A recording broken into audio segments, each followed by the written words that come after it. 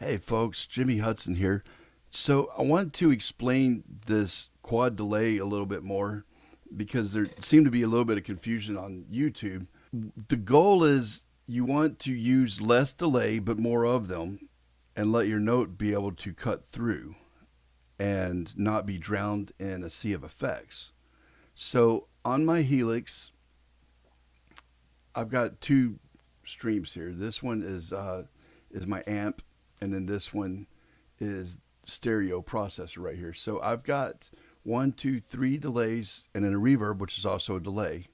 So what I've done is I have recorded my guitar in stereo and my microphone so that I can show you how it actually records so you can actually hear this yourself. Because when I'm going live like this, I don't think that the guitar truly comes in stereo. It seems to always have my mic on just one channel unless I move it over to mono. So you're not going to be able to really hear this effect. So with that being said, okay, the first one, no delay, no reverb. Okay. So the first thing I did was I turned all these off. That was the dry effect, okay? The next example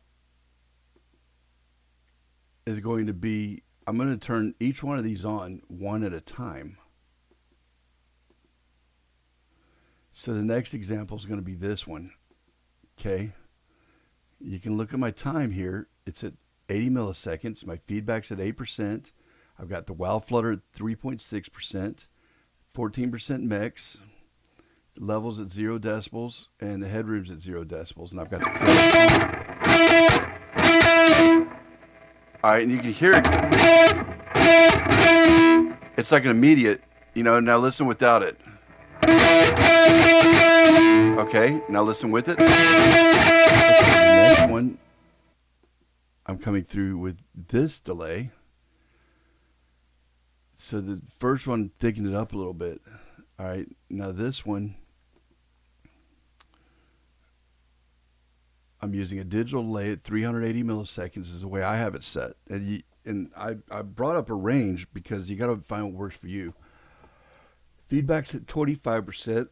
I've got the bit depth at 12, sample rate at 16 kilohertz, mix is at 20%, levels at 0, rate is at 0.2. The depth is at 2.0, and then the headroom is at 0 with the trails off.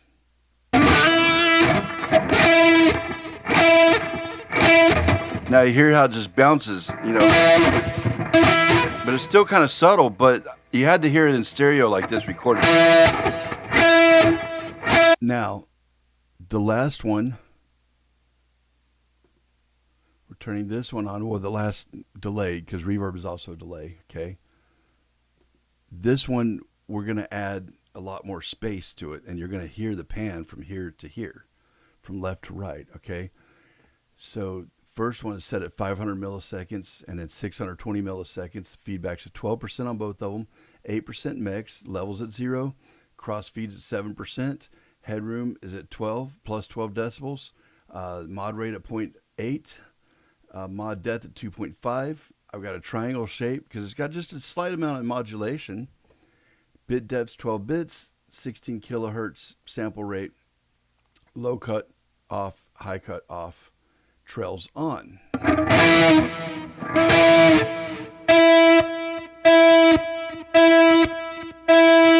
Now when I volume swell, if you're listening, it goes from the left to the right, it pans.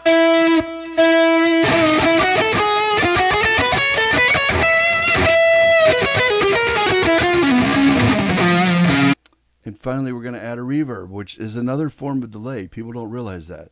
The decay, 2 seconds. Again, we're adding just a little bit. None of these are very powerful delays in and of themselves.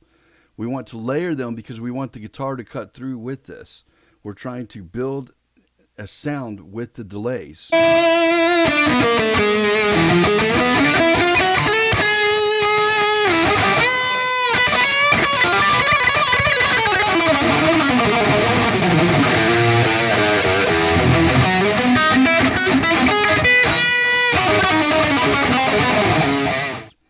right, now, and you can say, all right, well, the recording that doesn't sound like this, that, or the other.